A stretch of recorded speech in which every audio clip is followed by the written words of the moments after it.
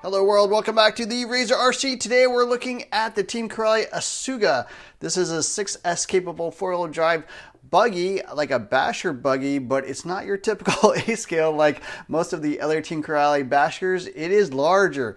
For a size comparison, I do have my Kyosho MP10 Nitro buggy over here on the left, and as you can see, it is substantially bigger. I'd say it's probably 7 scale, maybe 6 scale, you know, depending on how you want to call it. Buggies tend to be a little bit smaller than their truck counterparts, but obviously this is a big boy. So they call it an extra long buggy, I guess extra long 8 scale or whatever, but it is a big boy, and we're going to be taking a look at this and driving it as well. So yeah, here's what it looks like out of the box. Really nice body. I did pick red, obviously. The body is just kind of a supersized 8 scale body. It does have these nice plastic reinforcements to protect the body, you know, prevent the body clips from ripping through quite as easily. I do like that they do have the ovaled out rear section to allow for flex, again, to help add a little bit more durability, making sure that as the chassis flexes, the body does not get ripped apart. Here's what it looks like underneath. Nice silver paint, kind of protect it, give it a little bit brighter color, and you can see the, you know, nut reinforced and screw reinforced protectors there. So yeah, pretty nice looking body. Definitely just a, you know, A-scale looking body, just bigger. And then here's the vehicle itself. Aluminum chassis, of course, 5mm shock towers front and back. It does have the current 825 2050 kV motor, along with the Torx 185 150 amp 6S capable ESC. It does come with XT90 connectors. You can take you know, dual 3S packs or a single 6S pack, or dual, you know, 2S packs, whatever you want to do.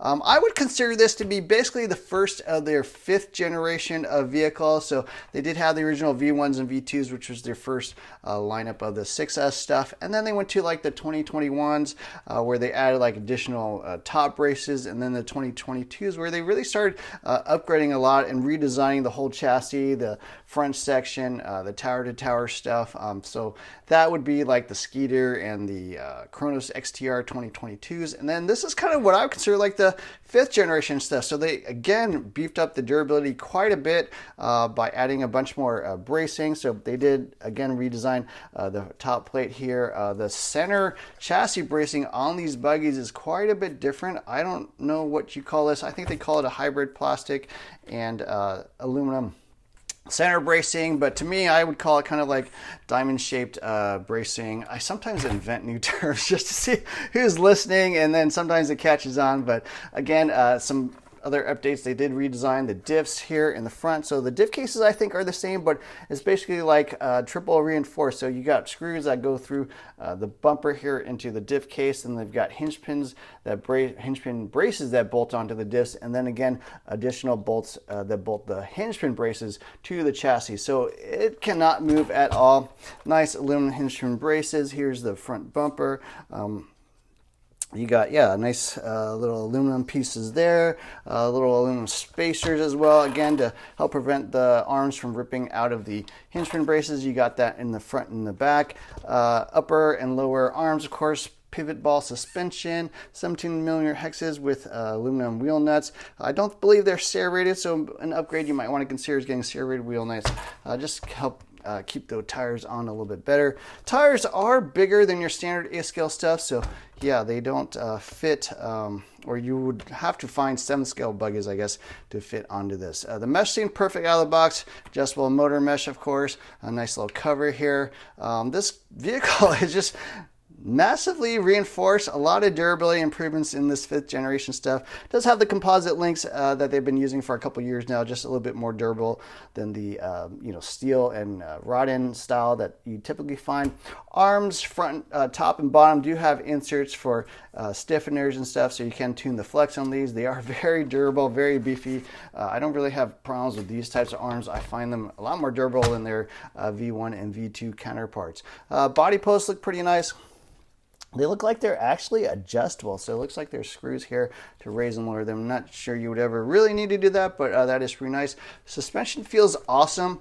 All aluminum shocks, including aluminum top caps. These again are their upgraded heavy-duty shocks that they revised a few years ago. Shock caps, which provide additional protection, especially on a buggy where you don't have a cover or anything like that, protecting the shock towers. You just got the body underneath. But I do like the design of buggies quite a bit. They, in my opinion, they drive a little better, handle a little bit better. Yeah. So other things to note. Spring steel outdrives on all the diff cups, including the center drivetrain, of course, all metal drive shafts. So you got CVs in the front, dog bones in the rear. Wing is quite large. This is bigger than your standard A-scale wing, I think, so a little bit longer, a little bit wider. One area that, maybe break, I don't know, I've had wings certainly break on previous Team Corelli vehicles when I was landing on the wings a lot. They can crack, so just something to be aware of. And then the 7225 servo that they've been using for a few years now. Pretty quick. Plenty of torque for this type of vehicle, I think. Something you might want to upgrade if that ever fails on you. I have had some of those fail in the past. Some of them survive, some of them don't, but just something to watch out for. But sway bars front and back. I did loosen my set screws on the back here a little bit, a quarter turn, just because it was a little bit tight. But other than that, it looks really good. Tires look like a nice off-road style tire. Pretty knobby, so it should provide pretty good traction in the dirt. But yeah, that's pretty much a quick look overview of the vehicle.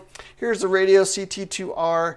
They've been using this for a few years now. I like this. It's pretty good radio. All your basic adjustments, reversing on the different channels, dual rate and trim on the steering, and then you got throttle trim as well. If for some reason you would ever change that accidentally, maybe for a nitro vehicle or something, but you always want to make sure the throttle trim is at 0. Otherwise, your EC will kind of shut off on startup to make sure you don't accidentally go into acceleration once you turn on the vehicle. So that's sort of a safety thing. Always make sure your throttle trim is on neutral, but it takes 4 AA's, 2.4 gigahertz. It does come with an antenna that I tucked into the receiver box. If you want to, it does come with an antenna tube if you want it sticking out, but for normal driving where you've got line of sight, I think that's totally fine. You can just tuck it in, just prevents it from dangling around. It does come with some little extras. You got the lanyard strap and then a key ring. You got the bind plug and then the antenna tube like I mentioned. Quick start guide for the radio and also the vehicle itself. Something to note is that they actually have a nice series of videos that they put out specifically for the Asuga, but for the most part it will apply to any of these 5th generation vehicles like the Spark or the Kagama or whatever. But a really nice series of videos called the one-page manual. So if you want in-depth look at these things, how to take it apart, how to maintain it, a lot of little tips and tricks as well. Even for someone like me that has a lot of experience, I do pick up little tidbits there. So I'll have links in the description below where you can pick one of those up, or take a look at that. And I'll have links obviously to this vehicle where you can take a look at it online in sort of more detail. So anyways, that's a quick look at the Asuga. Let's take this thing out and drive it. Okay, we got the Asuga on 6S. I did do a few things, just calibrate the ESC. The reverse seemed like a little off, so I did recalibrate the ESC, something I recommend doing on all RC cars. Did increase the punch to 4 out of 5. It comes at 3. Tighten the wheel nuts, just double check the steering, and I think we're ready to go. So here we are at the BMX Park. It's a big boy. Big buggy. Drives like a buggy. Like a big buggy.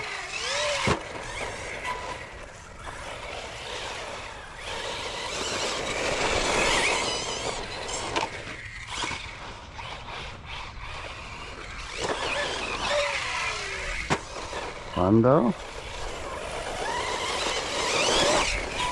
I think power-wise, you could run punch 5 and not feel totally insane like the other Corelli. So brakes are just factory, no changes there. Seems like they'd be good for normal stunts and stuff. Suspension feels great. I did adjust the shock preload collars a little bit, lowered them in the rear actually, so that it was a little high in the rear, I felt.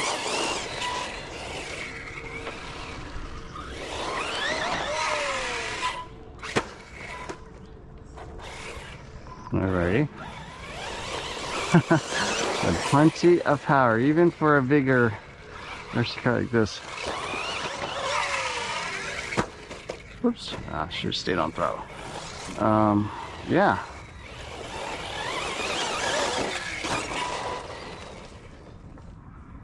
You could even go a little more brake. You'd be fine.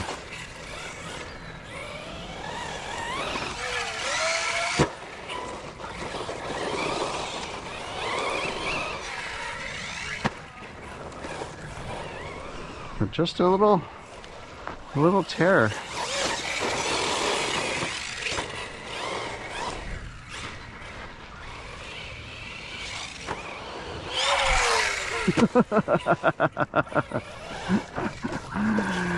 Blind driving there.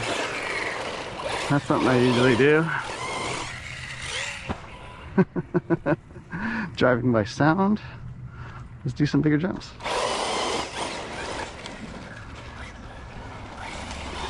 Level 2. Flies nice like a buggy.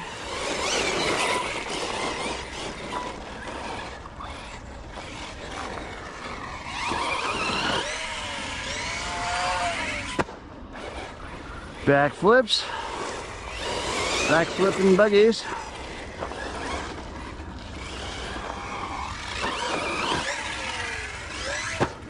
Who doesn't like the backflip buggies, right?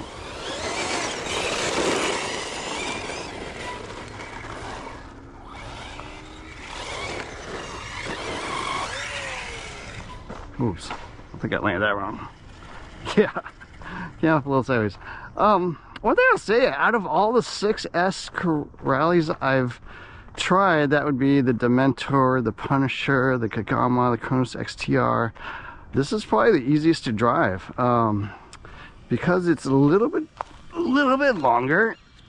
The power is not quite as insane because it's a bigger and heavier car. The other ones on 6S honestly are I would consider like expert level.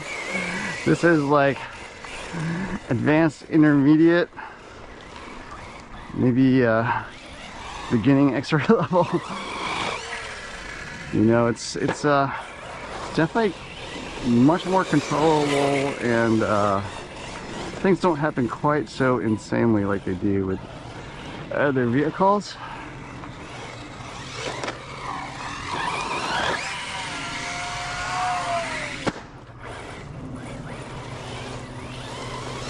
Fun, fun, fun.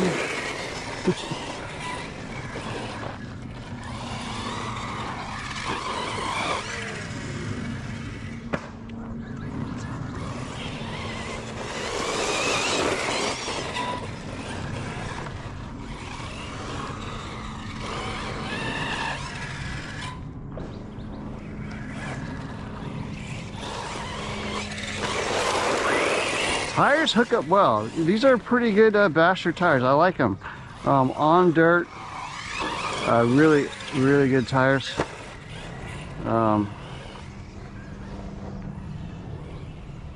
Perfect. I would go as far as to say really good dirt bashing tires.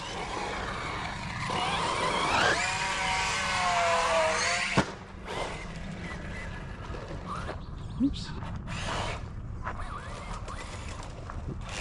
Uh-oh. I think I broke something.